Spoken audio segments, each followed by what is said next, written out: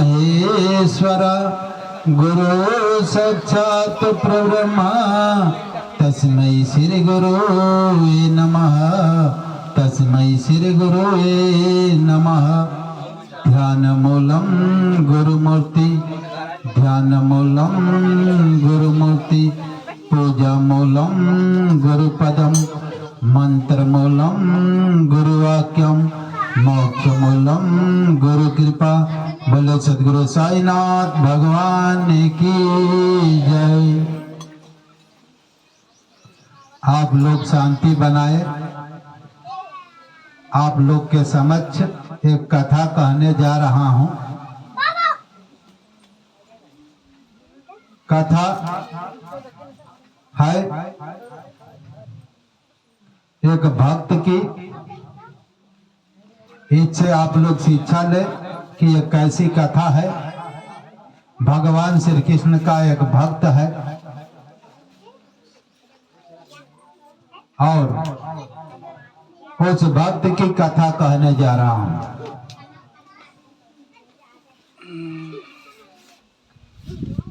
एक पंडित जी थे, समझ लीजिए। एक पंडित जी थे, भगवान कृष्ण का भक्ति करते थे। आप लोग थोड़ा शांति से देखिए, पहले हमारी कथा की ओर आप लोग ध्यान दें। भरत जी, मन जब तक सटीक निशाना नहीं करता है उसका भक्ति कहाँ होती है। मन का मतलब है सटीक निशाना। सटीक निशाना। भक्ति का मतलब ये थोड़े है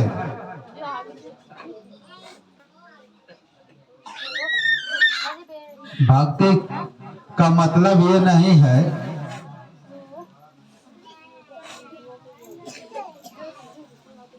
कि मन कहीं और है और हम कहीं और हों। भक्ति का मतलब है कि हमारा मन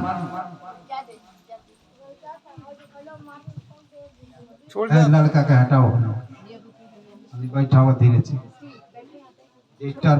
प्रवचन में सबका निगाह उधर हो रहा है और जब निगाह होगा तो आप लोग बच्चे की तरफ, प्रवचन की तरफ आपका मन नहीं रहेगा।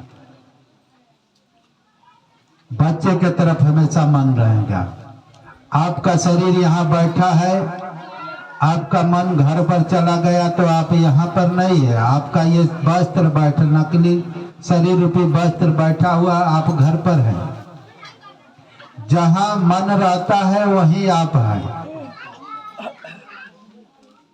तन के योगी सब कह रहे, मन के बिरला कोई कहे के तब विधि पाइए जो मन योगी होए। कबीरदास जी कह रहे हैं कि तन के योगी, समझ रहे हैं। माने तन को वेशभूषा हम बना लिया, टीका पूर्णा कर लिया और गेरुआ वस्त्र को पहन लिया, जटा जूटा बना लिया, बढ़ा लिया, लाइसेंस बाहर का दिखा दिया। अब भीतर तन के योगी, ये तन का योगी हो गया। फिर ऐसे पर लोग, माई लोग बहुत तेज ललायत होती हैं। ऐसे से जटा जूटा पर माई लोग समझ लेती हैं कि बहुत बड़का संत है, बहुत जटा जूटा बनाया हुआ है।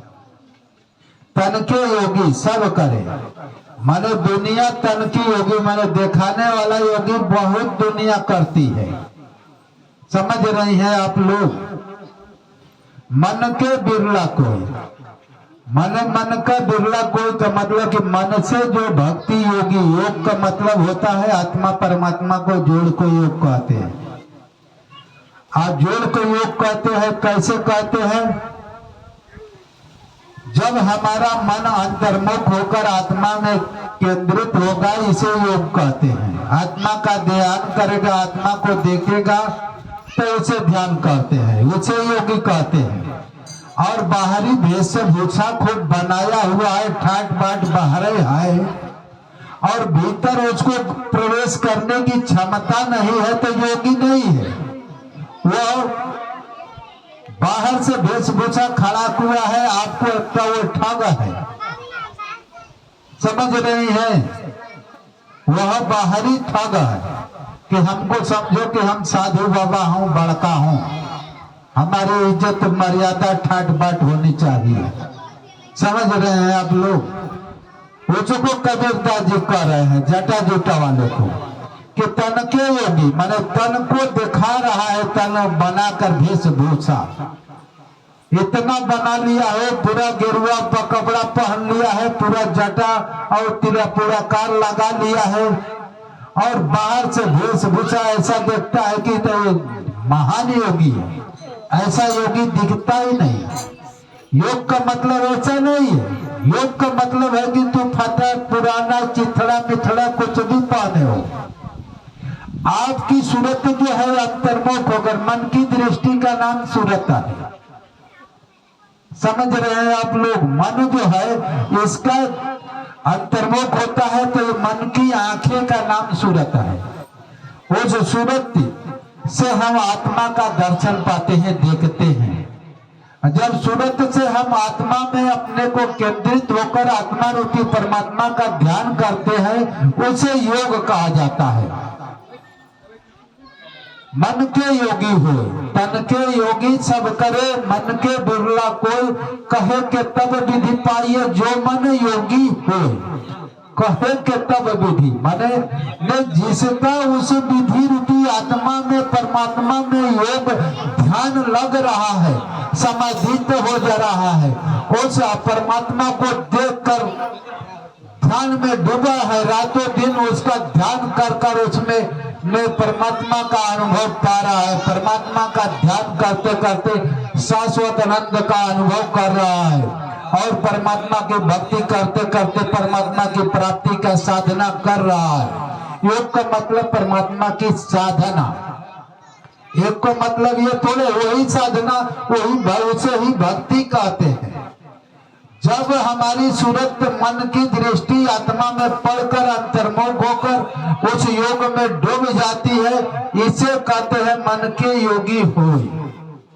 कहे के तब विधि पाइए, तन के योगी सब करे, मन के बिरला कोई, कहे के तब विधि पाइए जो मन योगी हो। जिसका मन हमेशा योग में परमात्मा में ईश्वर में लगा हुआ है, वह व्यक्ति योगी है। तन के कपड़ा वस्त्र वाले योगी नहीं है। वह भले कुछ भी नहीं पाना है, लेकिन वह योगी है। भले उसका जटा जूटा नहीं पड़ा है, लेकिन उसको डूबने की क्षमता है, उसकी मन जो है अंतर्मुख होकर ब्रह्म का आस्वादन कर रहा है, वह व्यक्ति योगी है। समझ रही है? तो आपका मन जो है बाहरी आस्वादन कर रहा है, भीतर सत्संग का आस्वादन नहीं कर रहा है, भजन नहीं सुन रहा है, सत्संग नहीं सुन रहा है, तो आप सत्संग से अलग है, भक्ति से अलग है। किसी पर मैं प्रवचन कर रहा हूं। कहने का तात्पर्य है कि हम तो कथा उभारा था, दूसरा कृष्ण का भक्त था, लेकिन आप लोग का मन योग की तरफ, भक्ति की तरफ, सत्संग की तरफ नहीं जा रहा था, इसलिए कथा का थोड़ा सा विस्तार बता दिया कि भाई आपका मन हमारे कथा पर रहेगा, तो आप जो सत्संग सुन रहे हैं इसका बड़ा फल होता है, और इसी फल से आपका पुण्य होगा, और पुण्य होते ही आपके अंदर और घर में लोक परलोक सुधरेगा और भजन करेंगे। अब आगे हम कथा, ब्राह्मण की कथा कहने जा रहा हूं। एक ब्राह्मण था, उसके अंदर भक्ति जागृत हो गई, वो घर में ही भक्ति करता था। समझ रहे हैं आप लोग? लेकिन वो देखा कि भाई घर में भक्ति हमारे घर वाले करने ही नहीं देते हैं, खाटुक खुटुक उल्टा सीधा बोल रहे हैं। समझ रहे हैं आप लोग? उल्टा सीधा बोल रहे हैं, तो वो क्या किया कि जंगल में चला गया, एक कुटिया बना लिया कि ना हम जनता को देखेंगे, ना घर वाले को देखेंगे, ना हमारी भक्ति में विघ्न होगा। समझ रहे हैं आप लोग? भाई सबका अलग अलग विचार होता है। बहुत से संत ऐसे भी हुए हैं कि घर गृहस्थी में ही भक्ति, राजा जनक क्या है, सबसे बड़ा योगी थे, वो राजा बनकर भी और भक्ति कर परमात्मा को प्राप्त के लिए। इसी तरह से बहुत से वशिष्ठ ऋषि अपने घर में ही साधना किए। ऐसे बहुत से है संत जो है कि घर पर ही रहकर साधना कर ईश्वर की प्राप्ति किए, लेकिन ब्राह्मण जी की क्षमता नहीं थी घर की बातों को बर्दाश्त करना, घर की खटपट को सहना। वो सोचे कि भाई हम एकांत में जंगल में निकल जाएंगे तो निराधार भक्ति करेंगे। निराधार भक्ति का मतलब यह है कि हमारा न दुनिया को देखूंगा न दुनिया पर की ओर हमारा मन जाएगा। भक्ति तो मन से न होती है, भक्ति मन से होती है, शरीर से नहीं होता है। इसलिए जब हम मन से भक्ति करेंगे उसी से परमात्मा के, जब हम कुछ देखेंगे नहीं तो खटपट होगा नहीं। हम भक्ति करेंगे तो भक्ति जंगल में कर रहे थे, जंगल में भक्ति कर रहे थे, ध्यान कर रहे थे, भजन कर रहे थे, रातों दिन लगे रहे थे। तो एक शिकारी शिकार करने वाला उनकी कुटिया पर पहुंचा। देखिए कथा बहुत रोमांच यहां से उठ रही है, आप लोग थोड़ा ध्यान दीजिए। एक शिकारी भी तीर धनुष लेकर शिकार की खोज में जंगल में चल दिया था और जाते जाते जाते जाते दिन भर ढूंढा, कहीं शिकार मिला नहीं और पहुंच गया बाबा की कुटिया पर। समझ रहे हैं आप लोग? जब कुटी पर पहुंचते हैं शिकारी तो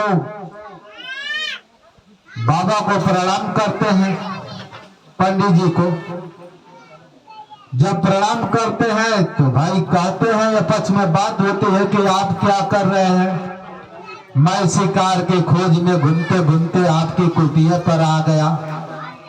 आप किसकी खोज में है? ब्राह्मण से वो शिकारी पूछ रहा है। मैं तो शिकार खोजते खोजते आपकी कुटियों पर चला आया, लेकिन आप किसकी खोज कर रहे हैं? तो पंडित बोला कि भाई, ब्राह्मण बोला कि मैं भी शिकार की खोज में हूं। समझ रहे हैं आप लोग? मैं भी शिकार के खोज में घर द्वार छोड़कर यहाँ आया हूं, लेकिन हमारा इतना शिकार विशाल है कि जल्दी पकड़ में ही नहीं आता। हमारा शिकार ऐसा है कि जल्दी पकड़ में ही नहीं आता। भाई भक्त का शिकार क्या होता है? आप लोग थोड़ा बताइए तो, भक्त का शिकार क्या होता है? बता सकते हैं कोई? भक्त किसका शिकार करता है? नहीं ना, वो भी करता है भगवान का शिकार। भगवान को पाने के लिए वो मेहनत, परिश्रम, ध्यान, धारणा, समाधि, भजन भाव, हमेशा भजन भाव में लगा रहता है। वो भी शिकार के, वो भी अपने ढंग से शिकार की ही बात कर रहे हैं। समझ रहे हैं आप लोग? भाई हमारा शिकार का, मैं भी ध्यान, धारणा, समाधि लगाता हूँ, हमेशा रातों दिन जाप करता हूँ, भजन करता हूँ। किसका? भगवान को पाने के लिए, ईश्वर को पाने के लिए। तो हमारा शिकार कौन है? भगवान है, ईश्वर है, सदगुरु है। तो वो भी कह रहे हैं कि मैं भी शिकार के खोज में घर द्वार छोड़कर भैया यहाँ पर आया हूँ। हमारा शिकार है कि जल्दी पकड़ में ही नहीं आता है। शिकार का मतलब क्या है? जो ध्यान करता है उस ध्यान में डूबता है तो काम, क्रोध, लोभ, ईर्ष्या, द्वेष सताने लगते हैं। समझ रही है? जब ईश्वर की तरफ आप लोग बढ़ेंगे, ईश्वर की तरफ चलने लगेंगे, तो आपको कौन परेशान करेगा? आप लोग जानते हैं आपको कौन परेशान ज्यादा करेगा? आपके भीतर है काम है, क्रोध है, लोभ है, ईर्ष्या है, द्वेष है। हम लोग कहेगा कि भैया क्या भगवान के चक्कर में पड़े हो, खूब कमाओ, खाओ और मजा काटो। लोभ कहेगा। क्रोध कहेगा कि दुनिया में कुछ है, हम सबसे बड़ा बनो। ये जब आपका चित्त अंतर्मुख होकर ईश्वर रूपी आत्मा में पहुंचने लगेगा तो उसी आत्मा के ही इर्द गिर्द में काम क्रोध लोभ ईर्ष्या द्वेष रहते हैं। तो इसलिए वो कह रहे हैं कि हमारा भगवान ऐसा है कि जल्दी पकड़ में ही नहीं आता है। पकड़ में ये काम क्रोध लोभ ईर्ष्या द्वेष हमको बहका देते हैं, इधर उधर कर देते हैं, शिकार से दूरी बना देते हैं। समझ रहे हैं आप लोग? भाई हम यहाँ पर घर द्वार छोड़कर आए हैं, कोई दुकानदारी छोड़कर आया है, तो भाई हमारा इतना का धंधा हमारा बर्बाद हो जाएगा। तो ये क्या है? लोभ है। हम यहाँ पर हैं, हम दुकान पर चले जा रहे हैं तो ये हमको खींचकर दुकान के तरफ भगवान का भजन नहीं करने दे रहा है कि नहीं? मास्टर जी आए हैं कि हम बच्चों को पढ़ाता हूं, इस मेरा ट्यूशन ये हमारी गड़बड़ हो गई। काजी मास्टर साहब अब लोग खींच ले जा रहा है भजन और सत्संग में आने नहीं दे रहा। तो इसी तरह से काम क्रोध लोभ जो है ईश्वर की तरफ जाने नहीं देते हैं। इसलिए पंडित जी कहते हैं हमारा ऐसा शिकार है कि जल्दी पकड़ में नहीं आता है। हम घर द्वार छोड़कर यहाँ पर आ गए हैं, फिर भी मैं पकड़ नहीं पा रहा हूँ, अपने शिकार को शिकार नहीं कर पा रहा हूँ।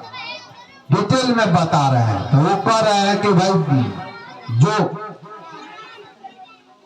शिकारी था वो बोला कि भैया अब बताओ, मैं तुम्हारे शिकार को पकड़कर तुम्हें दे दूंगा, आप सिर्फ शिकार का दिशा बताओ, तो आपका शिकार कैसा है मुझे बताओ। तो वो कहते हैं कि हमारा शिकार ऐसा है, सावली सूरत है, मोर मुकुट वाला है और बंसी लगाया रहता है, होठ पर मुस्काने रहती है और कमर में करधनिया रहती है और बाजू में बाजू बंद रहता है और सावला सलोना है। उसका सुंदर ऐसा मोहनी है कि जो भी देख लेगा उसका जी ठिठक कर रह जाएगा। ऐसा मेरा शिकार है। समझ रही है? करे हैं पंडित जी हमारे कृष्ण का वर्णन किया कि भाई बंजू बंद पहनता है, कमर में करधनिया है, मोर मुकुट वाला है, बंसी लगाए रहता है, हमेशा बजाता रहता है और उसकी मुस्कान है कि दुनिया उसकी मुस्कान में खो जाती है। ऐसा है। तो शिकारी कहा कि मैं आपका शिकार ऐसा है तो खोज कर रहूंगा। और वो कहाँ रहता है? तो भाई हर जगह रहता है। जो उसको कोई रातों दिन मेहनत कर कर ध्यान में और उसको को चाहता है वो पाता है।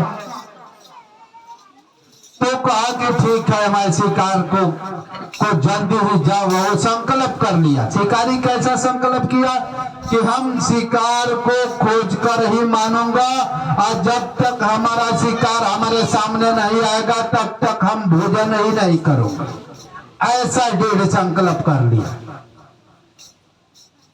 समझ लीजिए, शिकारी के अंदर जो जीव हत्या करता है लेकिन उसके अंदर ऐसे दृढ़ निष्ठा है, संकल्प बल है। ये अगले जन्म पुण्य का फल होता है कि ऐसा संकल्प बल किसी के अंदर आता है, किसी के।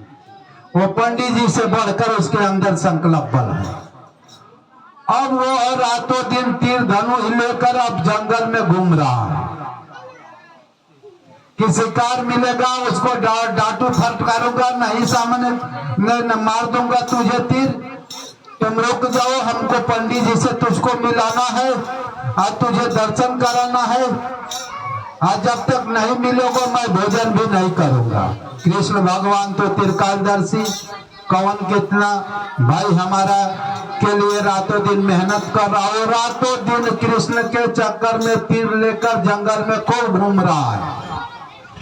अब इतना घूम रहा है कि 3 दिन भी भूखे खाए पानी पिए, वो बोल दिया था कि पानी भी नहीं पीऊंगा न भोजन करूंगा जब तक नहीं मिलेगा। अब कृष्ण भगवान सोचे कि भाई नहीं दर्शन दूंगा तो ये मर जाएगा। समझ लीजिए, भगवान तो सब कुछ जानते हैं, आपके भीतर क्या चल रहा है, आपके मन क्या चल रहा है। अब भगवान श्री कृष्ण को ऐसा हुआ कि भाई मैं दर्शन नहीं दूंगा तो ये शिकारी मेरे को पाए बिना मर जाएगा। एक हमारा से से पाप होगा। अब हमको दर्शन देना है। अब कृष्ण भगवान तो भाई अंतर्यामी, उनके सामने दर्शन दिए और दर्शन देने के बाद बोले कि भैया क्यों अपना प्राण त्याग रहे हो, क्या बात है, मैं ही हूँ सांवला सुरन और मोर मुकुट वाला, देखो मैं ही हूँ। और उस ब्राह्मण की मेरी ही भक्ति करता है, ले चलो उसके सामने मिला दो। अब शिकारी लेकर गया और ब्राह्मण देखकर चकाचौंध हो गया, अरे भैया हम इतना तपस्या करता हूँ लेकिन हमको कृष्ण मिला ही नहीं। ये शिकारी जो रातों दिन पाप करता है इसे मिल गया, लेकिन शिकारी के पास दृढ़ संकल्प था, उतना संकल्प ब्राह्मण के पास नहीं था। भक्ति और ईश्वर को पाने के लिए दृढ़ संकल्पता की जरूरत पड़ती है। ऐसा नहीं कि यही तरह आओ माओ करते रहे और भक्ति से परमात्मा मिल जाए। और पंडित जी को परमात्मा मिले और शिकारी को भी कल्याण हो गया और पंडित जी का भी कल्याण हो गया। पंडित जी भी तो भक्त थे। बोलिए सतगुरु साईनाथ